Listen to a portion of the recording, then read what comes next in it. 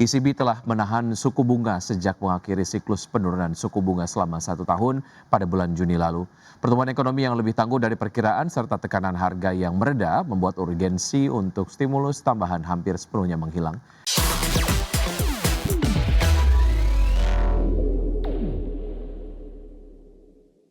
Bank Sentral Eropa atau ECB memutuskan untuk mempertahankan suku bunga acuan dan tidak memberikan sinyal arah kebijakan selanjutnya pada Kamis kemarin. Sikap ini memperkuat keyakinan investor bahwa kebijakan moneter akan tetap stabil dalam beberapa waktu ke depan seiring pertumbuhan ekonomi zona euro yang solid dan inflasi yang mendekati target.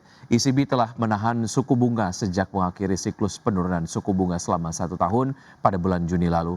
Pertumbuhan ekonomi yang lebih tangguh dari perkiraan serta tekanan harga yang mereda membuat urgensi untuk stimulus tambahan hampir sepenuhnya menghilang. Dalam kondisi yang oleh sebagian kalangan disebut sebagai nirvana bagi bank sentral, ECB juga menghindari memberi petunjuk mengenai langkah kebijakan berikutnya, menandakan bahwa pembahasan perubahan arah kebijakan belum akan terjadi dalam waktu dekat. Namun Bank Sentral juga menegaskan bahwa prospek ke depan masih diselimuti ketidakpastian, terutama akibat kebijakan perdagangan global dan ketegangan geopolitik. ECB menambahkan bahwa asesmen terbarunya kembali menegaskan inflasi akan tetap di target 2% dalam jangka menengah.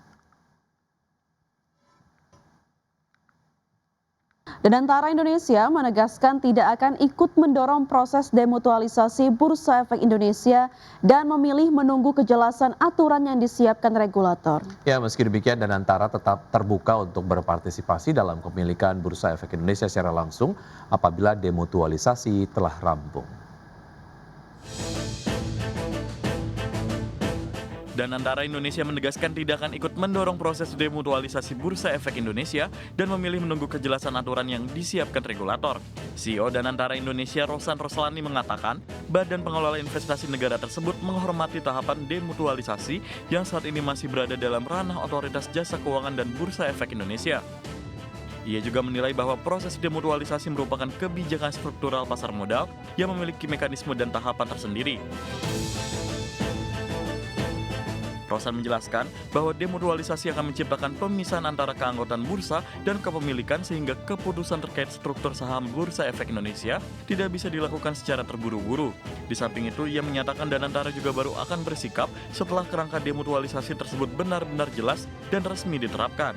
Meski demikian, Rosan menyatakan Dan Antara tetap terbuka untuk berpartisipasi dalam kepemilikan Bursa Efek Indonesia apabila demutualisasi telah rampung.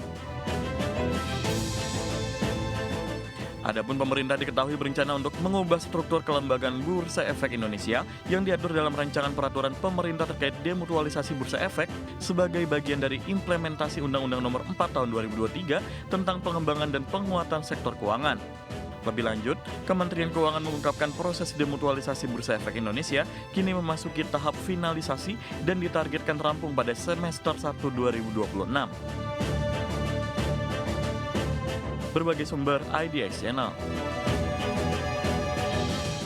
Emiten afiliasi Prayogo Pangestu PT Chandra Daya Investasi Tbk atau CDIA menyiapkan dana besar untuk aksi pembelian kembali saham. Langkah ini diambil di tengah tekanan harga saham yang terkoreksi dalam sebulan terakhir sekaligus untuk menjaga kepercayaan investor. PT Chandra Daya Investasi Tbk mengumumkan rencana buyback saham dengan anggaran mencapai 1 triliun rupiah yang akan dilaksanakan mulai 6 Februari hingga 5 Mei 2026. Seluruh dana berasal dari kas internal perusahaan, termasuk untuk menutup biaya transaksi sebagai bagian dari strategi menjaga stabilitas saham di pasar. Manajemen menegaskan, kebijakan pembelian kembali saham tidak akan mengganggu kondisi keuangan maupun operasional perusahaan. CDIA disebut memiliki modal kerja dan arus kas yang kuat, sehingga pelaksanaan aksi korporasi ini tidak memberikan dampak negatif material terhadap kegiatan usaha. Pada perdagangan terakhir, saham CDIA berada di level Rp1.090 per saham atau menguat 0,39% dibandingkan penutupan sebelumnya. Namun dalam 1 bulan terakhir, harga saham telah melemah hingga 35,88%. Aksi buyback ini diharapkan memberi sentimen positif serta memperkuat keyakinan investor terhadap fundamental perseroan di tengah volatilitas pasar. Berbagai sumber IDX Channel. PT Summarecon Agung Tbk telah menggelontorkan dana senilai 1 triliun rupiah untuk pengembangan Summarecon Mall Bekasi tahap 2. Ya, Presiden Direktur PT Summarecon Agung Tbk, Adrianto Pitojo Adi mengatakan dalam pengembangan tahap 2, pusat perbelanjaan itu memiliki net leasable area sekitar 125.000 meter persegi. Proyek ekspansi tersebut berpotensi menambah pundi-pundi recurring income perseroan pada musim lebaran tahun ini, di mana hingga kini tingkat okupansi tenan telah mencapai 85% dan diproyeksikan segera penuh, terutama menjelang momentum Ramadan dan Lebaran. Adrianto meyakini kehadiran SMB2 akan menjadi salah satu penopang kinerja perseroan pada 2026, baik dari sisi pendapatan berulang maupun daya tarik kawasan yang berdampak positif terhadap marketing sales. Seiring dengan strategi menjaga pertumbuhan marketing sales, perseroan juga menargetkan keseimbangan struktur pendapatan dengan mempertahankan porsi recurring income di kisaran 25 hingga 30% dari pendapatan konsolidasi 2026. Saat ini kontribusi pendapatan berulang perseroan telah mencapai sekitar 27%.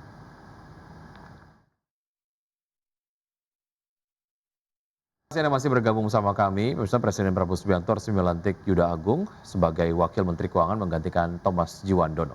Ya, Juda Agung sebelumnya juga mengisi posisi Deputi Bank Indonesia yang kini diisi oleh Thomas Djiwandono setelah ditetapkan Komisi 11 DPR RI.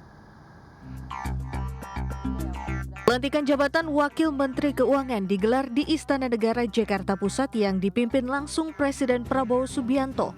Juda Agung mengucap janji sumpah jabatan dengan dipimpin Presiden. Dalam menjalankan tugas jabatannya, Juda Agung dituntut untuk menjunjung tinggi etika jabatan, bekerja dengan sebaik-baiknya dengan penuh rasa tanggung jawab.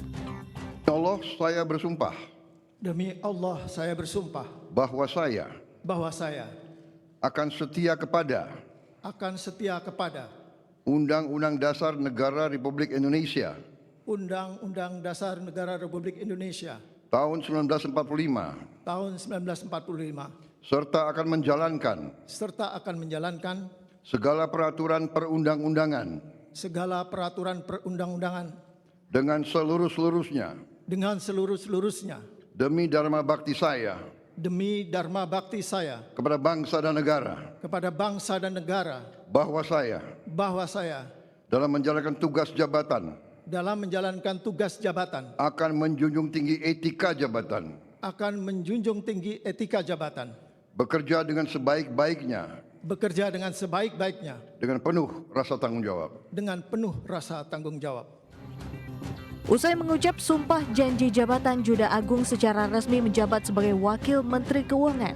Pelantikan Wakil Menteri Keuangan ini juga dihadiri Wakil Presiden Gibran Rakabuming, Mensesnek Prasetyo Hadi, Menko Perekonomian Erlangga Hartarto, Menteri Keuangan Purbaya Yudi Sadewa, Wakil Menteri Keuangan Suhasil Nazara hingga Menteri ESDM Bahlil Lahadalia. Jakarta, Tim Liputan IDX Channel.